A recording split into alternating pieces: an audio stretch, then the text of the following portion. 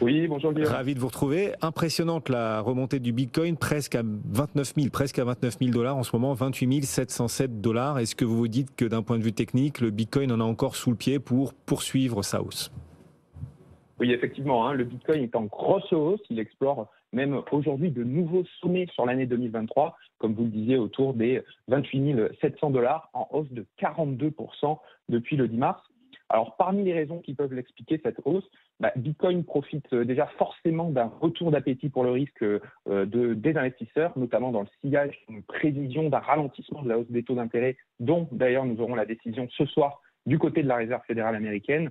Si le marché a raison, les taux directeurs américains devraient prendre 25 points de base. D'ailleurs aussi, si le Bitcoin en profite, l'indice boursier américain des valeurs technologiques, le Nasdaq, avec qui le Bitcoin est souvent comparé, est aussi en hausse de quasiment 9% depuis le 13 mars, avec 7 séances positives sur 8 avec la journée en cours, et revient proche de ses plus hauts de l'année sur l'année 2023, preuve que le goût pour le risque est bien présent. Et puis aussi, d'un autre côté, une autre raison, Bitcoin en portant en quelque sorte l'étendard d'une solution à un système financier et bancaire manipulé et aussi sous perfusion d'interventions massives des banques centrales, suscite aussi de nouveau de l'intérêt dans le contexte de crise bancaire que nous avons connu ces derniers jours.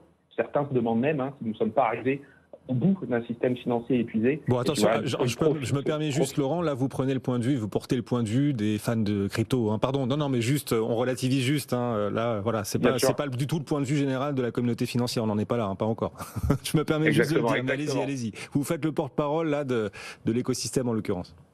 Bien sûr, vous aurez l'occasion sûrement d'en parler dans quelques minutes. Donc voilà, le Bitcoin profite aussi dans une certaine mesure de cette situation.